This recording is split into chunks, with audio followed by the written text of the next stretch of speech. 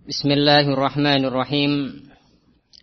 Innal hamdalillah nahmaduhu ta'ala wa nasta'inuhu wa nastaghfiruh wa na'udzu billahi min shururi anfusina wa sayyiati a'malina. May yahdihillahu fala mudilla lahu wa may yudlil fala hadiya lahu. Wa ashhadu an la ilaha illallah wahdahu la syarika lahu. Wa ashhadu anna Muhammadan abduhu wa rasuluhu amma ba'd. Qala Allah tabaraka wa ta'ala fi kitabihil karim, ya ayyuhalladzina amanu taqullaha haqqa tuqatih wa la tamutunna illa wa antum muslimun. Ya ayyuhan nasu taqu rabbakumul ladzi khalaqakum min nafsin wahidah wa khalaqa minha zawjaha وَبَثَّ مِنْهُمَا رِجَالًا كَثِيرًا وَنِسَاءً وَاتَّقُوا اللَّهَ الَّذِي تَسَاءَلُونَ بِهِ وَالْأَرْحَامَ إِنَّ اللَّهَ كَانَ عَلَيْكُمْ رَقِيبًا يَا أَيُّهَا الَّذِينَ آمَنُوا اتَّقُوا اللَّهَ وَقُولُوا قَوْلًا سَدِيدًا يُصْلِحْ لَكُمْ أَعْمَالَكُمْ وَيَغْفِرْ لَكُمْ ذُنُوبَكُمْ وَمَن يُطِعِ اللَّهَ وَرَسُولَهُ فَقَدْ فَازَ فَوْزًا عَظِيمًا فَإِنَّ أَصْدَقَ الْحَدِيثِ كِتَابُ اللَّهِ وَخَيْرَ الْهَدْيِ هَدْيُ مُحَمَّدٍ صَلَّى اللَّهُ عَلَى آلِهِ وَسَلَّمَ وَشَرَّ الْأُمُورِ مُحْدَثَاتُهَا فَإِنَّ كُلَّ مُحْدَثَةٍ بِدْعَةٌ وَكُلَّ بِدْعَةٍ ضَلَالَةٌ وَكُلَّ ضَلَالَةٍ فِي النَّارِ. Ikhwani fiddin rahimani wa rahimakumullah. Pada malam hari ini insyaallah kita akan melanjutkan pelajaran kita dari kitab Taisir Al-Karimur Rahman fi Tafsiri Kalamil Mannan, kitab tafsir karya Asy-Syaikh Abdurrahman Nasir As-Sa'di rahimahullahu taala.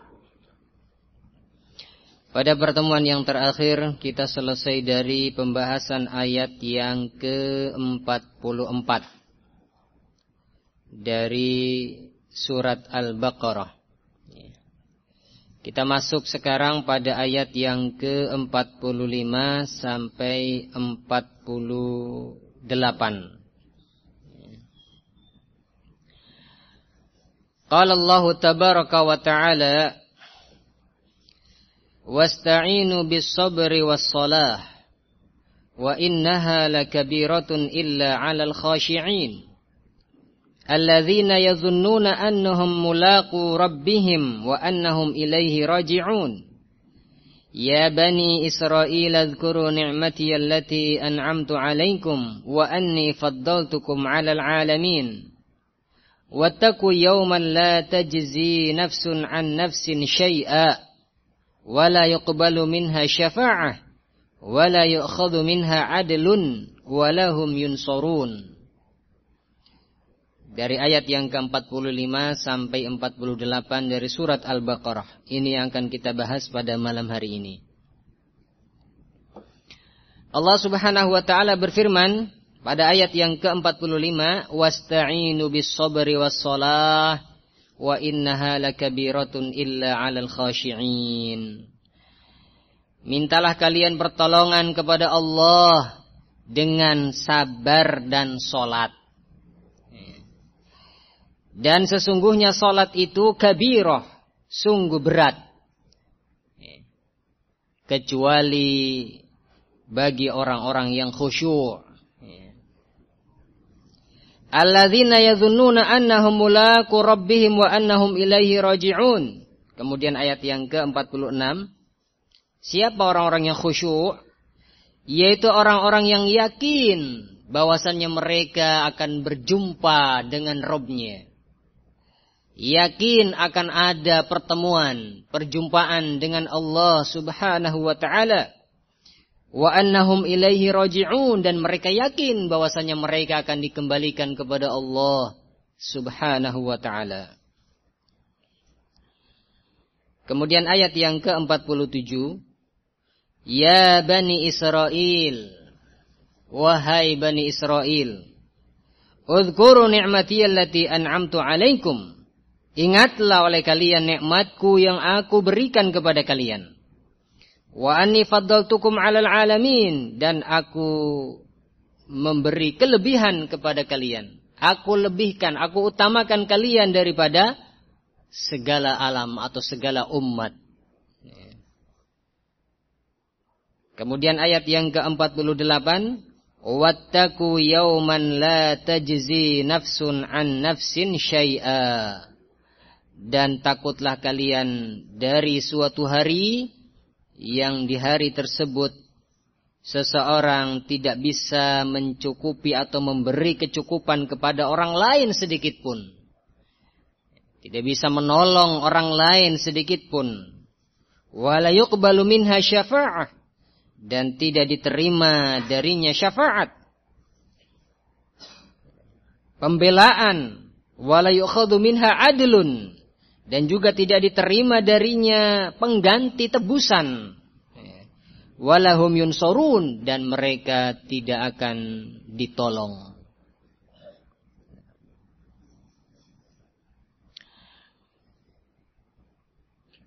Ini ayat-ayat yang kita akan bahas pada malam hari ini biidnillahi ta'ala. Ayat yang ke-45 sampai 48 dari surat Al-Baqarah. Kita mulai dari ayat yang ke-45. Wasta'inu bis-sabri was-shalah wa innaha lakabiratun illa 'alal khashi'in. Mintalah kalian pertolongan kepada Allah dengan sabar dan salat. Dan sesungguhnya salat itu berat kecuali bagi orang-orang yang khusyuk. Qala Syekh Abdurrahman Nasir As-Sa'di rahimahullahu ta'ala, amarahumullah an yasta'inu fi umurihim kulliha bis-sabri bi jami'i anwa'i. Allah Subhanahu wa ta'ala memerintahkan mereka untuk meminta pertolongan kepada Allah dalam segala urusan mereka. Meminta pertolongan kepada Allah dengan sabar. Bijami'i anwa'i, dengan sabar. Bijami'i anwa'ihi, dengan seluruh jenis-jenis kesabaran. Karena sabar ada beberapa jenis. Allah Subhanahu wa ta'ala memerintahkan kepada mereka untuk meminta pertolongan kepada Allah dalam segala urusan dengan melakukan kesabaran. Kesabaran dengan jenis-jenisnya. Dengan semua jenis kesabaran. Apa saja jenis-jenis kesabaran? Yang pertama, as-sabru ala ta'atillah, sabar dalam menjalani ketaatan kepada Allah. Yang kedua, as-sabru ala maharimillah, sabar untuk meninggalkan apa-apa yang Allah Subhanahu wa ta'ala haramkan. Kemudian yang ketiga, as-sabru ala aqdarillah, sabar dengan takdir yang Allah Subhanahu wa ta'ala tetapkan. Allah memerintahkan mereka semua untuk meminta pertolongan kepadanya dalam segala urusan dengan bersikap sabar. Sabar dengan segala bentuk kesabaran.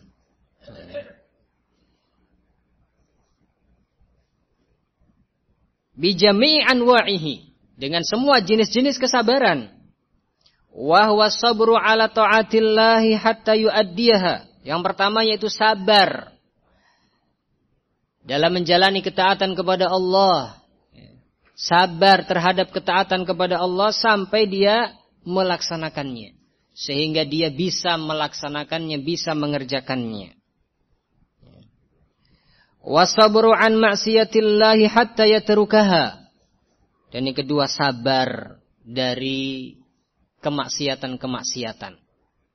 Sabar menjauhi kemaksiatan-kemaksiatan kepada Allah hatta yatrukaha, sehingga dia mampu meninggalkannya. Wasabru ala aqdarillah al-mu'limati fala yaskhatuha. Kemudian yang ketiga, sabar dengan takdir-takdir Allah Subhanahu wa taala yang menyakitkan. Musibah, ya, penyakit, kefakiran dan yang lainnya. Fala yaskhatuha, sehingga dia tidak marah, ya, tidak berkeluh kesah dengan takdir yang Allah Subhanahu wa taala tetapkan padanya. Hadza anwa'us sabr. Ini semua adalah jenis-jenis kesabaran. Allah Subhanahu wa taala memerintahkan mereka untuk sabar dalam segala urusannya dengan melakukan kesabaran dengan segala jenisnya. Dengan segala jenis kesabaran. Sabar dalam menjalani ketaatan, sabar dalam menjauhi kemaksiatan, dan sabar dalam apa? Menjalani takdir Allah Subhanahu wa taala. Fabis sabri wa habsin nafsi ala ma amara Allah bis sabri alaih ma'unatun 'azimah ala kulli amrin minal umur. Dengan sabar dan dengan menahan jiwa, menahan diri terhadap perkara-perkara yang Allah Subhanahu wa taala perintahkan untuk bersabar padanya, ini ma'unatun 'azimah. Ini adalah ma'unah, sesuatu yang menolong, ya, atau penolong yang besar, 'azimah, penolong yang besar, ala kulli amri minal umur, untuk melakukan segala urusan. Dengan sabar dan menahan diri, menahan jiwa terhadap perkara-perkara yang Allah perintahkan untuk bersabar padanya. Nah, ini akan menolong dia terhadap segala urusannya. Membantu dia dalam hal segala urusannya. Waman yatasabbaru yusabbiruhullah.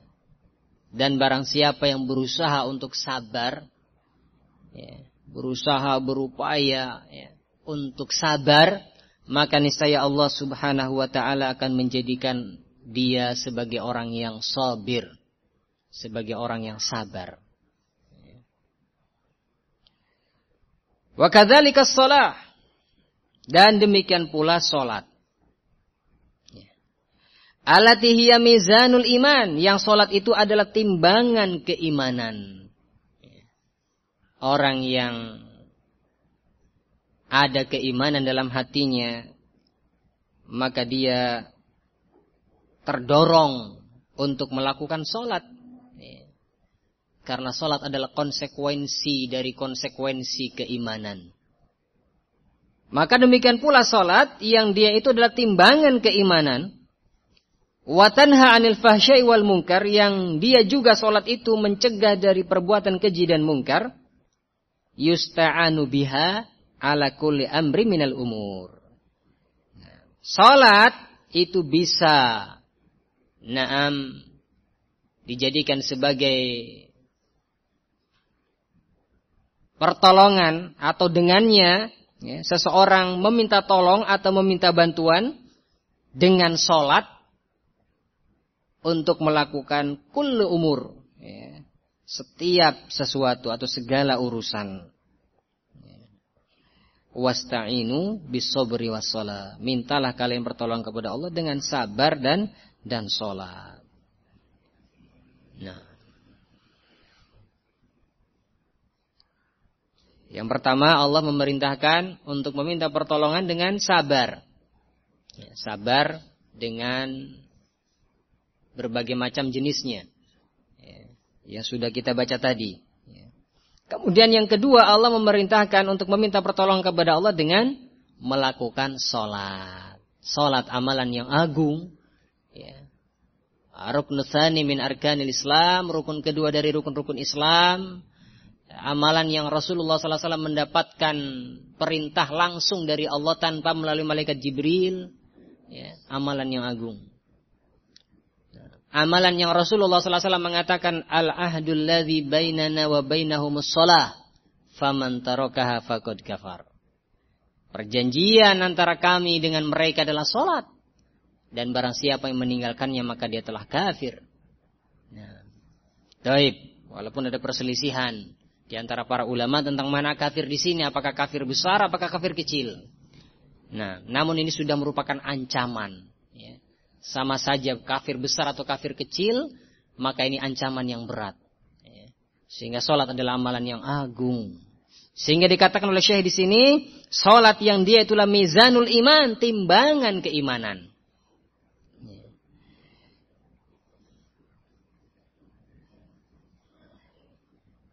Maka dengan sholat diminta pertolongan, ya, diminta bantuan kepada Allah Subhanahu wa taala dengan sholat, ya, ala kulli amri minal umur, untuk melakukan segala urusan. Wa innaha ay shalah. Kemudian Allah Subhanahu wa taala berfirman, wa innaha lakabiratun. Wa innaha yaitu salat, domirha di sini kembali kepada as-shalah. Kembali kepada salat. Sesungguhnya salat itu lakabiratun. Lakabiratun. Sungguh, salat itu kabirah, yaitu berat. Aisyaqatun, yaitu berat untuk melaksanakannya, melakukannya. Illa 'alal khashi'in, kecuali bagi orang-orang yang khusyuk. Nah, salat berat. Sehingga ketika diwajibkan salat oleh Allah Subhanahu wa taala, berapa pertama kali diwajibkan?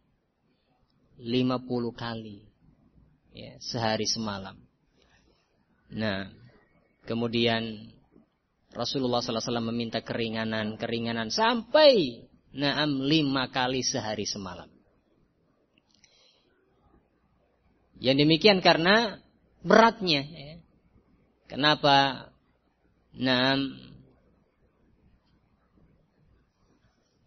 Rasulullah sallallahu alaihi wasallam diperintahkan untuk naik lagi menghadap kepada Allah meminta keringanan. Karena sudah dicoba pada umat-umat sebelum beliau beratnya sholat. Berat sehingga sampai pada 5 kali sehari semalam. Ini pun masih berat. Nah, wa innaha lakabiratun, sesungguhnya sholat itu berat. Kecuali bagi orang-orang yang khusyuk. Nah, sholat subuh berat. Waktunya tidur, waktunya istirahat, nah, dingin, dan seterusnya. Berat. Orang harus bangun kemudian sholat. Sholat duhur di siang hari, lagi di pekerjaan, lagi di tempat kerja, lagi kerja ini, lagi cari ma'isyah. Kalau ditinggal nanti, ditinggal sekian menit, kerugian dihitung sekian juta. Berat. Nah,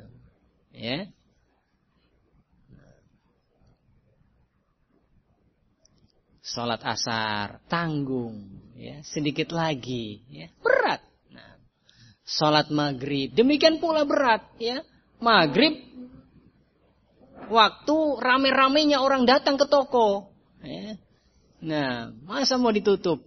Lagi ramai orang datang ke toko. Berat. Nah, demikian pula sholat isya. Berat sudah. Capek di siang hari. Berat. Nah, wa innaha lakabiratun, sesungguhnya sholat itu berat. Illa, kecuali bagi orang-orang yang khusyuk.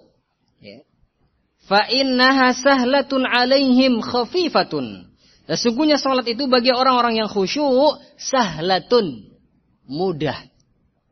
Khafifatun, ringan.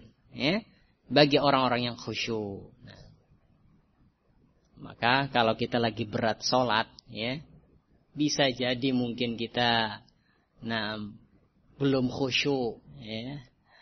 Nah, karena bagi orang-orang yang khusyuk, sahlatun khafifatun, mudah dan ringan.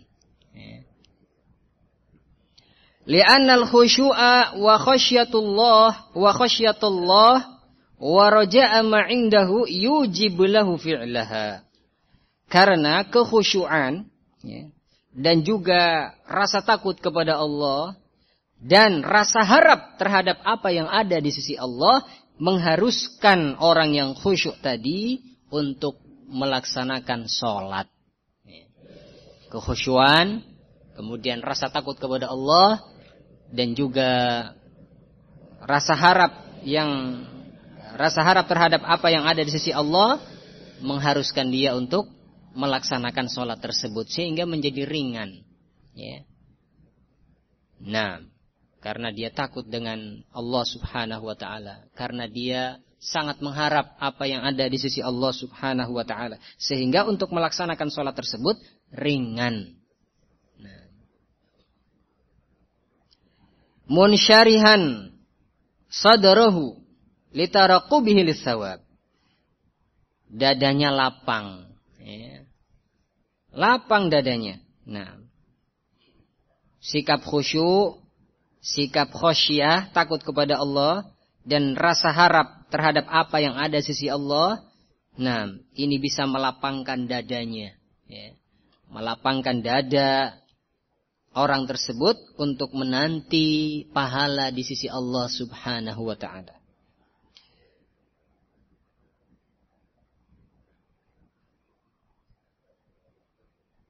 Wa khasyatihi minal iqab, dan juga rasa takutnya dari siksa Allah Subhanahu wa ta'ala.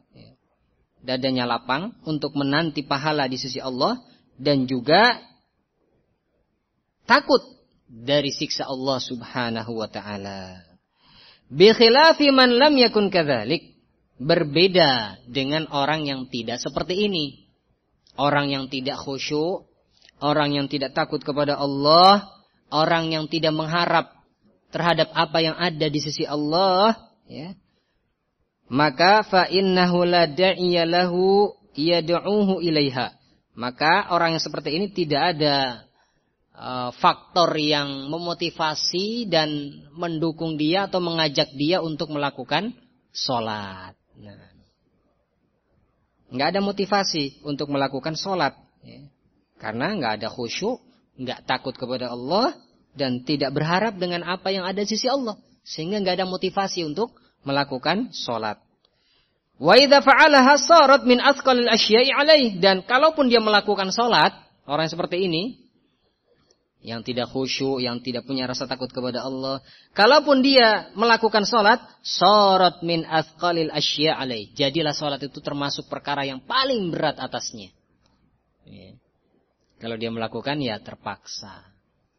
Nah, berat. Ya.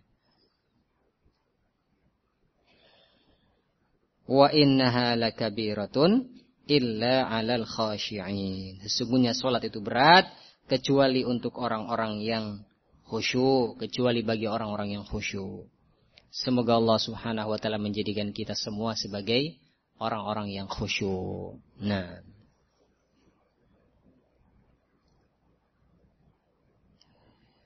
kemudian qala Syekh rahimahullahu taala, beliau menjelaskan tentang khusyuk. Wal khusyuk huwa, adapun khusyuk adalah khudu'ul qalbi wa tuma'ninatuhu wa sukunuhu lillahi ta'ala wa inkisaruhu baina yadayhi dhullan wa iftiqaran wa imanan bihi wa biliqa'ihi ta'ala. Khusyuk adalah khudu'ul qalbi, tunduknya hati, wa tuma'ninatuhu, dan juga tenteramnya hati, wasukunuhu lillahi ta'ala, dan tenangnya hati untuk Allah Subhanahu wa ta'ala. Tunduknya hati, tenteramnya hati, dan tenangnya hati untuk Allah Subhanahu wa ta'ala. Orang yang khusyuk, maka hatinya tunduk kepada Allah, tenteram hatinya, tenang hatinya kepada Allah Subhanahu wa ta'ala. Wa inkisaruhu baina yadayhi, ya.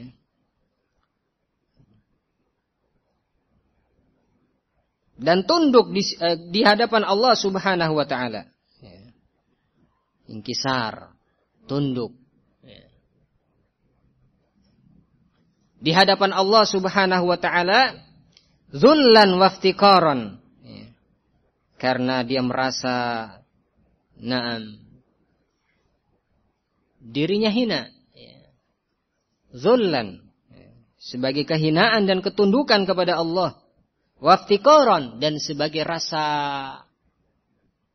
perlu, rasa butuh atau sikap butuh kepada Allah Subhanahu wa taala, wa imanan bihi, dan juga karena keimanan kepada Allah, wa biliqaihi, keimanan kepada Allah dan juga harapan ingin berjumpa dengan Allah Subhanahu wa taala. Hadza huwal khusyu'.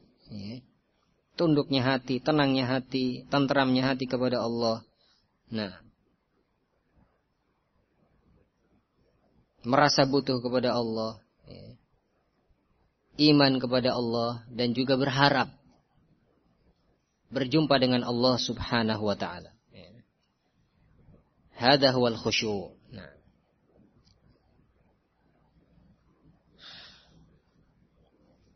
Dan khusyuk di dalam salat amrun wajib, perkara yang wajib bagi seseorang untuk khusyuk di dalam salatnya.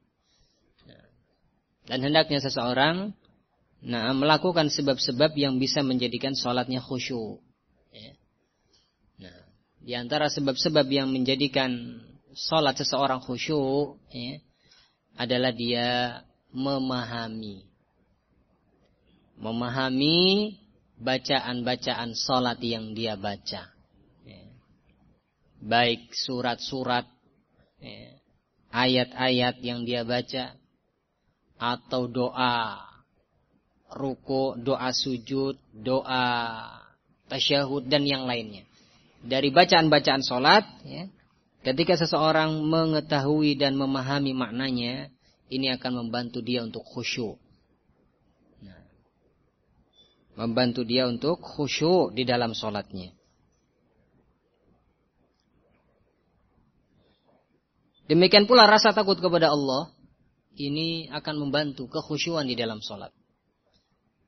Demikian pula rasa harap terhadap apa yang ada di sisi Allah Subhanahu wa taala juga, ini perkara yang membantu seseorang untuk khusyuk di dalam salatnya.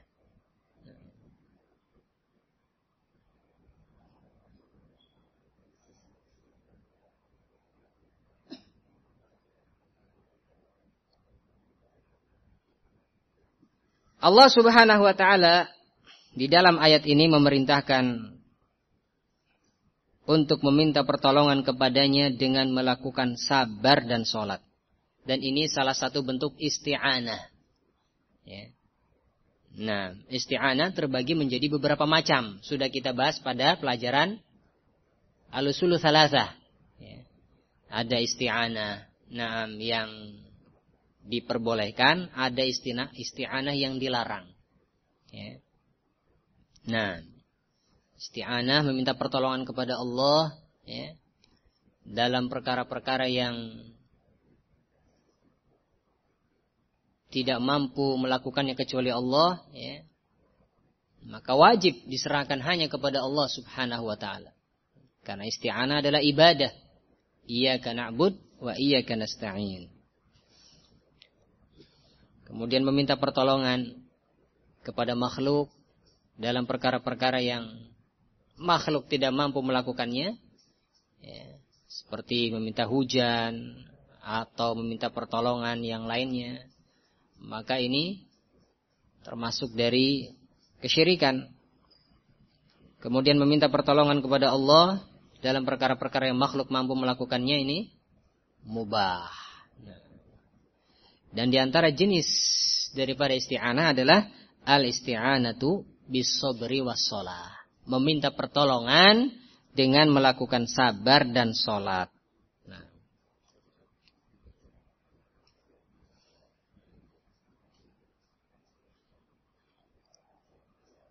Kemudian Allah mengatakan, wa innaha lakabiratun illa 'alal khashiyin. Sesungguhnya sholat itu berat kecuali bagi orang-orang yang khusyuk. Siapa orang-orang yang khusyuk? Makna khusyuk sudah kita jelaskan tadi. Kemudian Allah menjelaskan tentang ciri-ciri orang yang khusyuk. Itu dalam ayat yang setelahnya.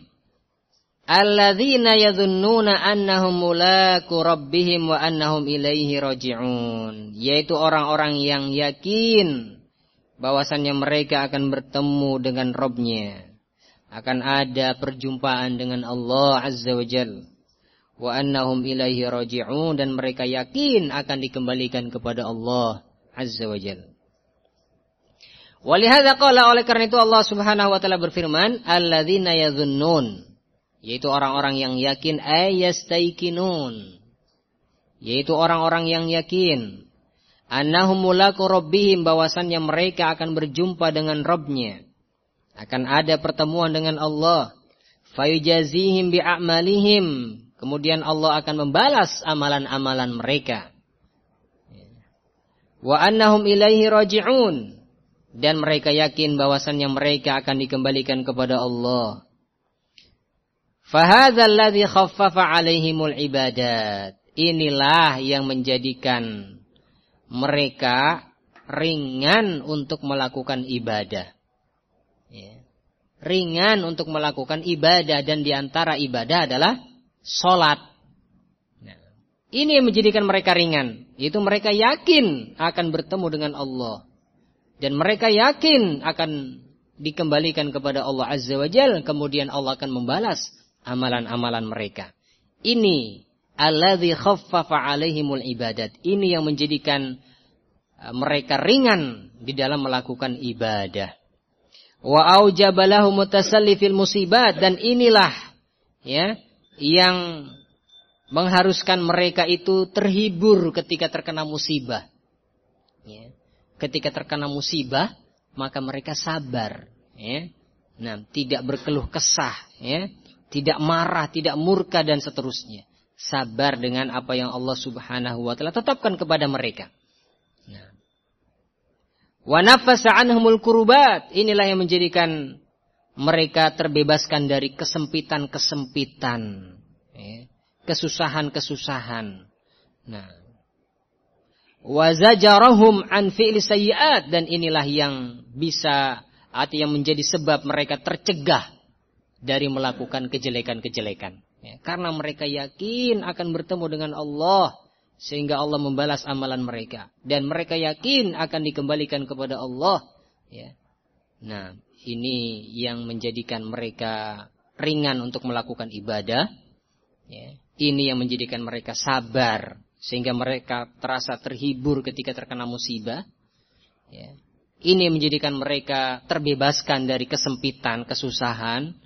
Ini yang menjadikan mereka tercegah dari melakukan sayyiat, kejelekan-kejelekan. Fahaula'i lahumun na'imul muqim fil ghurufatil 'aliyat. Maka bagi mereka, bagi orang-orang seperti ini, orang-orang yang khusyuk, yaitu orang-orang yang yakin akan berjumpa dengan Allah dan yakin akan dikembalikan kepada Allah, mereka ini adalah orang-orang yang akan mendapatkan na'imul muqim, kenikmatan yang kekal, fil ghurufatil 'aliyat, kenikmatan yang kekal di dalam kamar-kamar yang tinggi, yaitu di jannah, di surga Allah Subhanahu wa taala. Wa amma man lam yu'min bi liqa'i rabbih, adapun dia yang tidak beriman dengan perjumpaan dengan Allah, yang tidak mengimani akan ada perjumpaan dengan Allah, kanatis salatu wa ghairuha minal ibadati min asyaqqi syai'in alaihi, maka jadilah salat dan ibadah-ibadah yang lain termasuk perkara yang paling berat baginya. Nah, adapun orang-orang yang yakin akan berjumpa dengan Allah, maka ibadah-ibadah ini terasa ringan, termasuk ibadah adalah salat. Sedangkan orang yang tidak mengimani akan berjumpa dengan Allah, akan ada pertemuan dengan Allah, maka salat dan ibadah-ibadah yang lain menjadi perkara yang berat baginya. Nah, sehingga Allah katakan wa innaha lakabiratun, sesungguhnya salat itu berat, illa 'alal khashi'in, kecuali bagi orang-orang yang khusyuk. Nah, selesai dari ayat yang ke-45 sampai 46. Nah, 2 ayat lagi ya, ayat yang ke-47 sampai 48. Nah, insyaallah kita lanjutkan ba'dal adzan.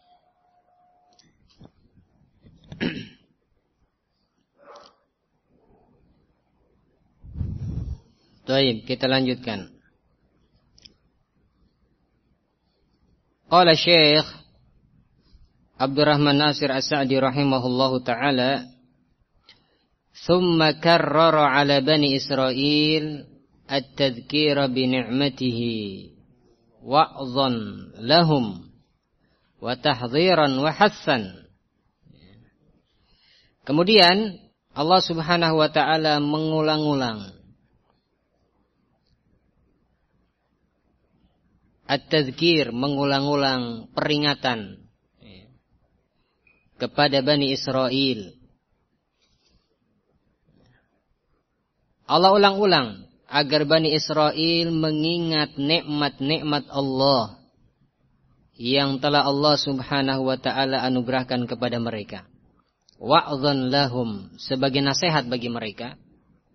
Wa tahdhiran wa hassan, dan sebagai peringatan dan hassan, motivasi untuk mereka.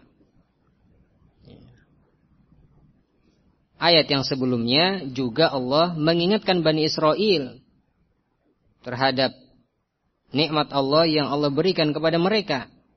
Itu pada ayat yang ke-40. Ya Bani Israel adhkuru ni'mati allati an'amtu 'alaikum wa aufu bi ahdi ufi bi ahdikum wa iyaya farhabun. Dalam ayat yang ke-47 ini Allah ingatkan lagi. Ya Bani Israil adhkuru ni'mati allati an'amtu 'alaikum wa anni faddaltukum 'alal 'alamin. Wahai Bani Israil, ingatlah nikmatku yang aku berikan kepada kalian, dan sesungguhnya aku telah memberikan kelebihan kepada kalian di atas setiap umat.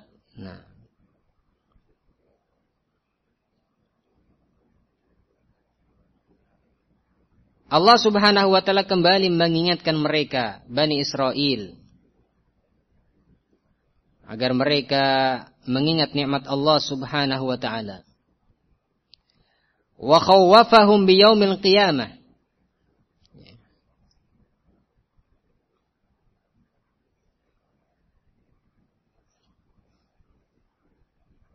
Atau sebelumnya, sebelum masuk pada ayat yang setelahnya, Allah Subhanahu wa taala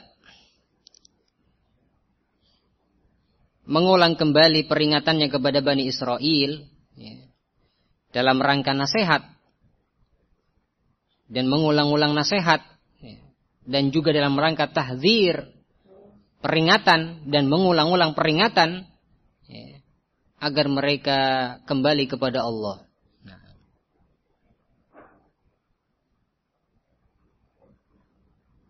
Wal insan, dan manusia tabiatnya gampang lupa. Sehingga perlu untuk diingatkan. Fadzakir fa inna dzikra tanfa'ul mu'minin. Beri peringatan. Ingatkan manusia, karena sesungguhnya pemberian peringatan itu bermanfaat bagi kaum mukminin. Allah mengingatkan Bani Israel terhadap nikmat yang Allah berikan kepada mereka. Kemudian Allah mengatakan, sesungguhnya aku telah melebihkan kalian alal alamin, di atas al-alamin, yaitu di atas segala umat. Yaitu umat-umat pada masa itu. Umat-umat pada masa itu. Adapun sebaik-baik umat adalah umat Muhammad sallallahu alaihi wasallam. Adapun ini wa anni faddaltukum 'alal alamin, aku berikan kelebihan kepada kalian, aku lebihkan, aku utamakan kalian di atas segala umat, yaitu umat pada masa itu.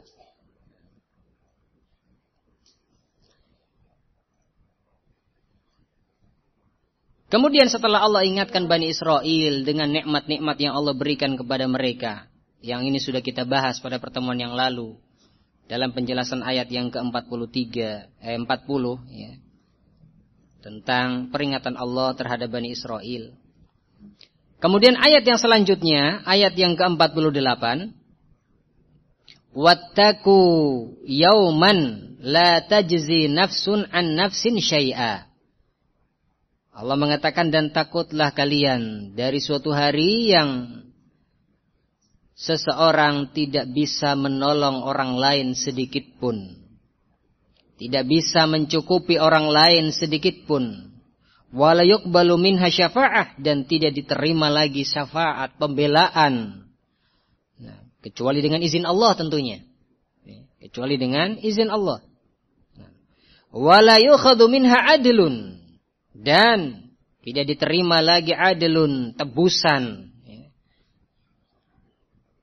Walaupun dia pemilik harta yang paling banyak, tidak bisa lagi ditebus kesalahan-kesalahannya. Walahum yunsurun, dan mereka tidak akan ditolong.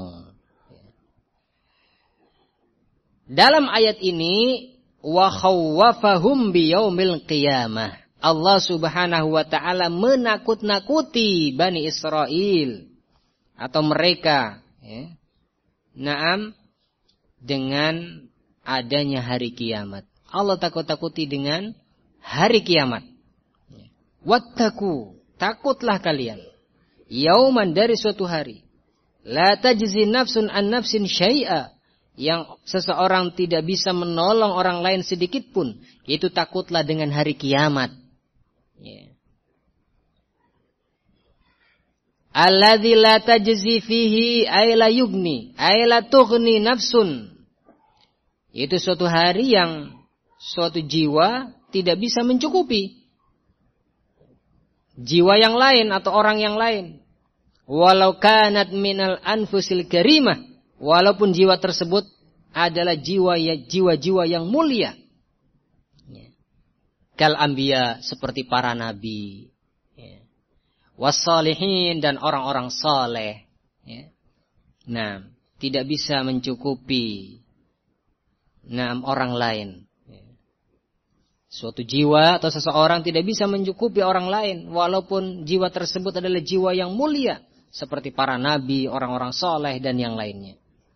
An-nafsin, suatu jiwa tidak bisa memberikan kecukupan atau pertolongan kepada jiwa yang lain, walau kanat minal ashiratil akrobin, walaupun jiwa tersebut adalah dari kerabatnya yang paling dekat.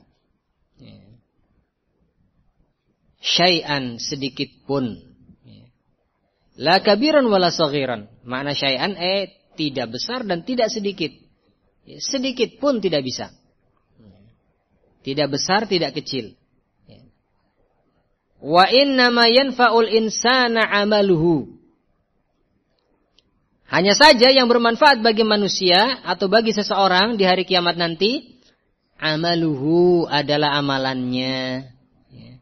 Alladzi qaddamahu, yang telah dia lakukan di dunia.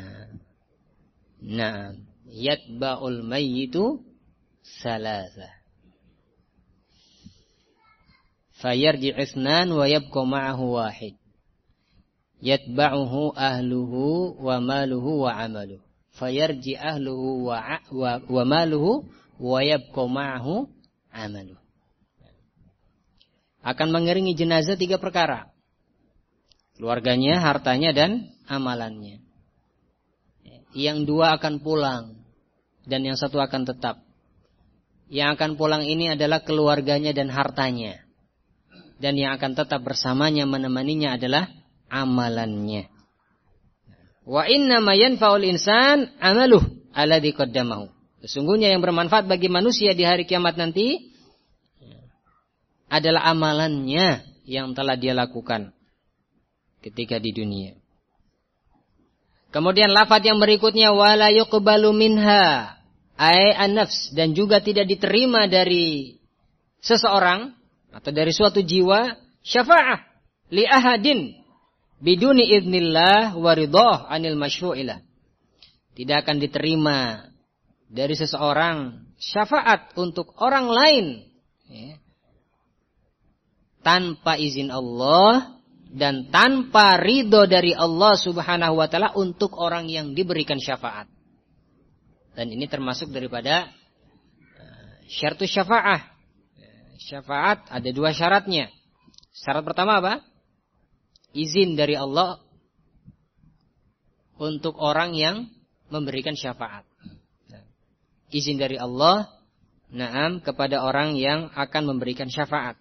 Kalau ada izin dari Allah, kemudian Allah meridhoi orang yang diberi syafaat ini. Allah meridhoi orang yang diberi syafaat. Nah, ini syarat-syarat syafaat. Syafaat akan diterima seorang hamba ketika ada izin dari Allah untuk orang yang memberikan syafaat, dan orang yang diberi syafaat tersebut adalah orang yang diridhai oleh Allah Subhanahu wa ta'ala. Wa la yuqbalu minha ay anas syafa'atun li ahadin biduni idnillahi wa ridhah minal masyfu'ilah. Tidak diterima dari seseorang syafaat untuk orang lain tanpa izin dari Allah dan tanpa ridho dari Allah untuk yang diberi syafaat. Wa la yardu minal amali illa ma urida bihi wajhah. Dan Allah tidak meridhoi amalan kecuali yang amalan tersebut ditujukan untuk wajah Allah, ikhlas karena Allah Subhanahu wa ta'ala. Wa kana ala sabili sunnah, dan juga amalan tersebut ala sabili wa sunnah, amalan tersebut dilakukan di atas sunnah. Dan ini syarat diterimanya amalan. Pertama adalah ikhlas, mengharapkan wajah Allah. Kemudian yang kedua, di atas sunnah, yaitu sesuai dengan contoh Rasulullah sallallahu alaihi wasallam. Wala yu'khadhu minha adlun. Kemudian lafaz yang berikutnya, dan tidak diterima dari seseorang adlun, tebusan, pengganti, ai fida, yaitu tebusan.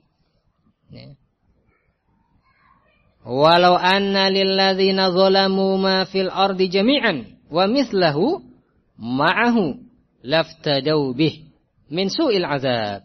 Dalam surat Az-Zumar, Allah Subhanahu wa ta'ala berfirman, walau anna lilladzina zalamu ma fil ardi jami'an wa mithlahu ma'ahu. Kalau seandainya orang-orang yang zalim itu memiliki semua apa yang ada di bumi, semua milik dia, wa mislahu, dan yang semisalnya, berarti 2 kali lipatnya, Naam, itu milik dia, bersama dia, laftadau bihi min su'il azab, maka niscaya mereka atau dia ini, atau mereka orang-orang yang zalim ini akan menebus, apa yang dia miliki ini akan jadikan tebusan. Mereka akan menebus azab yang buruk, azab yang besar dari Allah. Mereka akan tebus dengan harta-harta mereka. Akan tetapi wala yuqbalu minhum dzalik, tetapi tidak diterima kalaupun terjadi, mereka punya harta sebanyak apa yang ada di bumi ini, 2 kali lipatnya milik mereka semua, milik orang-orang yang zalim, maka niscaya mereka akan menjadikan harta mereka itu sebagai tebusan, sebagai tebusan, ditukar dengan tadi, azab atau siksa. Untuk menukar adab atau siksa, supaya mereka terbebas dari siksa Allah, sehingga mereka berani menebus dengan harga yang mahal harta mereka semuanya. Akan tetapi wala yuqbal minhum dzalik, tidak akan diterima walaupun harta yang sebanyak itu dijadikan sebagai tebusan. Inilah yaumul akhir, inilah hari kiamat, hari akhirat yang tidak akan diterima syafaat kecuali dengan izin Allah dan kecuali dengan ridho dari Allah, dan tidak diterima lagi tebusan. Walahum yunsurun, dan mereka tidak akan ditolong. Tidak ada penolong bagi mereka. Ayudfa anhumul makruh, tidak akan tertolak dari mereka perkara-perkara yang tidak mereka sukai.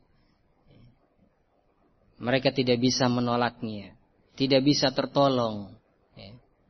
Fanafal intifa'a minal khalqi biwajhin minal wujuh. Allah Subhanahu wa ta'ala menafikan, meniadakan intifa', pengambilan manfaat dari makhluk biwajhin minal wujuh, dari sisi manapun. Ya. La tajzi nafsun an nafsin syai'a. Suatu jiwa tidak bisa menolong jiwa yang lainnya. Allah menafikan pengambilan manfaat dari makhluk dari sisi manapun. Faqauluhu, kemudian firman Allah Ta'ala, la tajzi nafsun an nafsin syai'a. Suatu jiwa tidak bisa mencukupi jiwa yang lain sedikit pun. Hadza fi tahsilil manafi'. Ini dalam tahsilil manafi'. Ini dalam hal ingin mendapatkan manfaat. Ya. Artinya suatu jiwa tidak bisa memberikan manfaat kepada jiwa yang lain. Nah, sedikit pun. Walahum yunsarun, dan mereka tidak ditolong. Hadza fi daf'il madar, ini dalam hal menolak bahaya. Walahum yunsarun, mereka tidak ditolong, itu dari bahaya. Fa hadza nafyu lil amril mustaqbal bihi nafi'. Ini untuk perkara yang ini peniadaan. Fa hadza nafyu, peniadaan ini untuk urusan yang akan datang manfaatnya. Nah, itu Allah meniadakan tadi pengambilan manfaat dari makhluk dari sisi manapun. Baik dari sisi pengambilan manfaat atau dari sisi penolakan mudarat. Wala yuqbalu minha syafa'ah wala yu'khadhu minha 'adlun, dan tidak diterima dari suatu jiwa syafaat kecuali dengan izin Allah dan ridho dari Allah. Wala yu'khadhu minha 'adlun, dan tidak diterima lagi tebusan. Hadza nafyun lin naf'il ladzi yutlabu mimman yamlikuhu bi'iwadin kal 'adli aw bighairihi kasyafa'ah. Ini adalah penafian lin naf'i, penafian pemberian manfaat atau penafian manfaat yang diminta dari orang yang memilikinya dengan cara menggantinya, dengan cara menebusnya, kal adli, seperti tebusan, au bi ghairihi, atau dengan cara yang lainnya, kasyafa'ah, seperti syafaat, tidak diterima lagi pembelaannya. Fahadha yujibu lil abdi an yanqati'a qalbuhu min at-ta'alluqi bil makhluqin. Maka kondisi seperti ini, kondisi hari kiamat yang seperti ini, mengharuskan seorang hamba untuk memutus hatinya dari bergantung kepada makhluk, memutus hatinya dari ketergantungan kepada makhluk. Li'ilmihi annahum la yamlikuna lahu mithqala dzarratin minan nafa'. Yang demikian karena dia tahu bahwasannya mereka itu manusia, orang-orang tidak memiliki manfaat sedikit pun, walaupun seberat dzarrah, seberat semut kecil. Mereka tidak bisa memiliki manfaat untuk diberikan kepada orang lain. Maka wa an yu'allikahu billahi alladhi yajlibun manafi'. Maka hendaknya seseorang mengaitkan, menggantungkan hatinya kepada Allah saja. Alladhi yajlibul manafi', yang Allah mampu untuk mendatangkan manfaat. Wa yadfa' al-madar, dan Allah mampu untuk menolak mudarat. Sehingga orang yang menggantungkan hatinya hanya kepada Allah, faya'budahu wahdahu la syarikalah. Dia akan beribadah kepada Allah saja yang tidak ada sekutu baginya. Wa yasta'inuhu ala ibadati, dan dia akan meminta pertolongan kepada Allah untuk bisa menjalani peribadahan kepadanya. Nah, selesai dari penjelasan ayat yang ke-48 dari surat Al-Baqarah. Nah,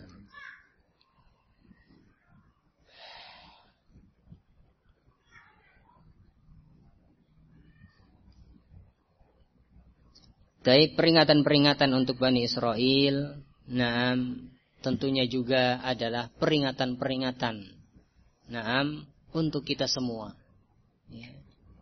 Nah, walaupun sebabnya adalah tentang Bani Israel, Namun pada hakikatnya ini adalah umum untuk kita semua. Ya. Allah Subhanahu wa ta'ala mengingatkan kita semua dengan nikmat-nikmatnya yang Allah berikan kepada kita. Kemudian Allah peringatkan kita dari hari akhirat. Ya.